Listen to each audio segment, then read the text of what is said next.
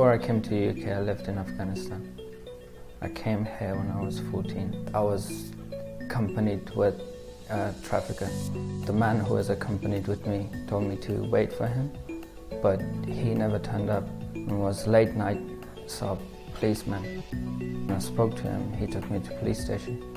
Then I stayed there for an hour or two. Then they took me to my foster carer's house.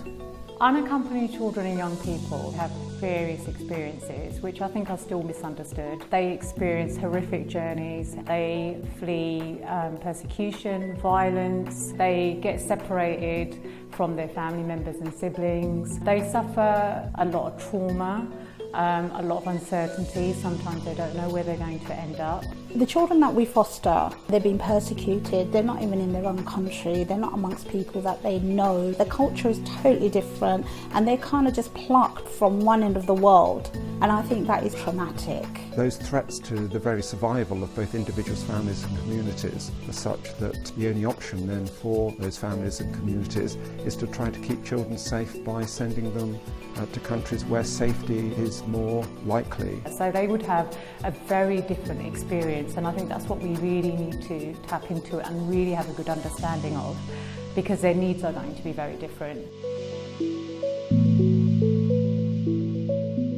When I arrived, I was sent to a reception center where we were about 30 young people, and it took me 2.5 months to come to a foster care. It was absolutely new thing to me. So a new culture, new community, new language. I was just trying to be my best and try to fit in. When I first arrived, my foster carer made me comfortable by giving me a tour of her house, showing me her daughter's pictures and showing me her kittens. And the next morning we had breakfast together.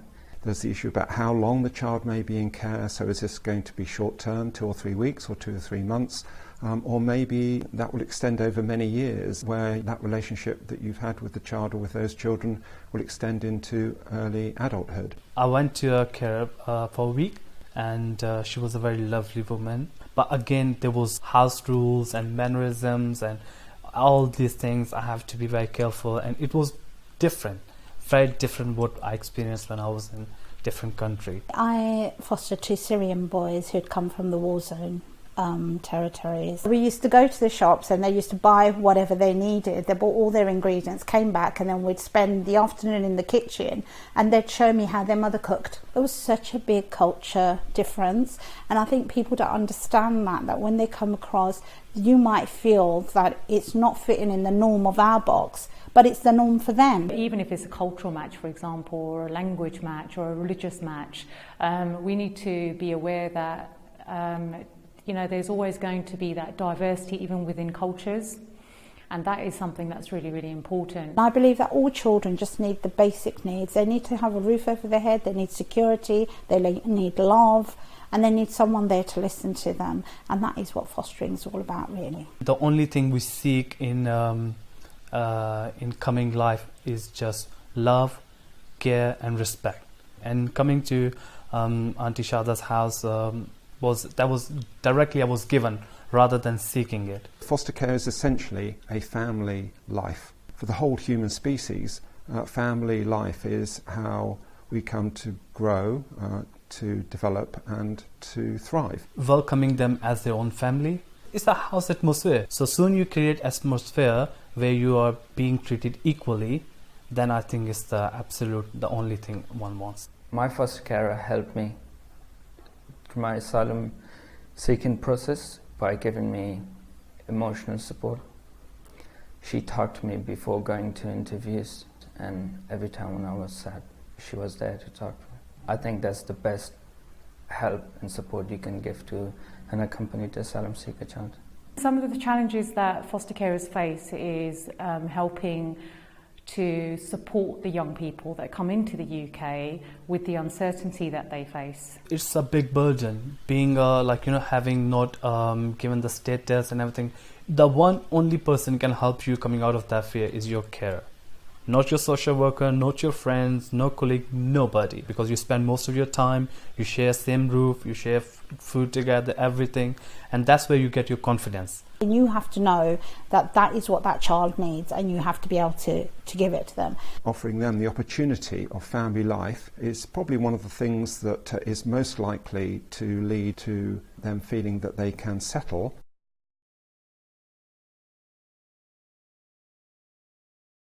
I think a lot of people find the assessment process quite intrusive, so we need to tell them a little bit about why we need to have this information and the importance of it, and that involves us finding a little bit about their history, their parenting experiences, their understanding, and really finding out where they are. They need to know about your health. Are you fit enough to take care of these children? Your mental health state.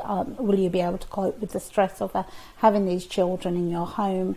And they are quite severe checks that they do go through, but I do understand why it is, and I'm sure anybody looking out there to foster will appreciate the checks that they do. You're taking on a pretty significant task with all the opportunities that actually brings and all the rewards that actually brings, but it does need to be thought about carefully and in detail. We're seeing the rise of single parent families, blended families, extended families. No longer is it just the nuclear family. You know, we need to appreciate that there's a lot of diversity. Campaigns need to be targeted towards men and single parents as well, because we need to be responding to the society that we're living in. In many foster care placements, directly matching those issues with the culture, religion, ethnicity and language of the foster carers can be difficult. Recruiting foster carers, with all the advertising that you use, word of mouth is the most effective. We use a lot of our own foster carers to speak about what fostering is, to make sure that we're providing information to people that don't know a lot about fostering, and we need to be able to tap into that pool of skill set that they already have.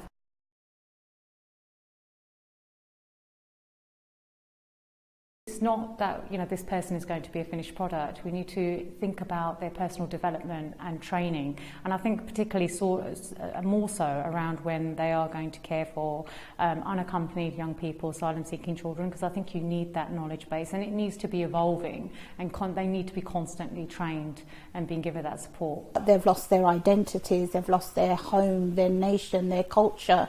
They've lost a lot when they come over here, and I think we need to actually understand that before we start to foster them. We know that there needs to be active, proactive, sensitive, evidence-informed support for all foster carers with this particular group of young people. These children need a lot more nurturing, they need a lot more love and care and a lot more understanding, and sometimes it's not easy. It's extremely scary for a young person to be in the country where this culture is alien, language is alien, the laws are alien, and then having a foster carer where they don't understand that and they don't have the training to respond to that. So our foster carers need to have that training. They need to know what's the process are going on, updated with the government's rule and regulations, making sure that they find a school or any other educational institute near you, and also at the same time making sure that the children are being integrated in society. And those foster carers, in terms of their commitment over time, will be very dependent on those support services that they receive. They are grateful for the system, and they are grateful for the opportunities that they have been given, and I think Zishan is a life example of those opportunities.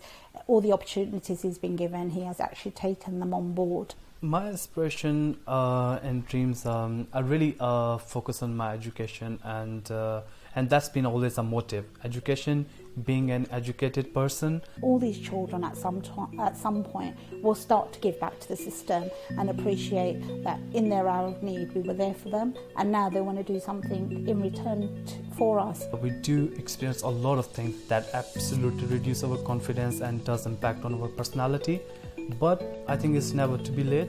If you do get certain helps, then you can be a different person. If anyone is thinking about becoming a foster carer, they need to understand that it's a very challenging job. At the same time, it can be fun as well. What I'd say to people who want to foster unaccompanied minors, go for it. It is absolutely an amazing experience. The children are wonderful, they're very appreciative, and it's a very satisfying experience.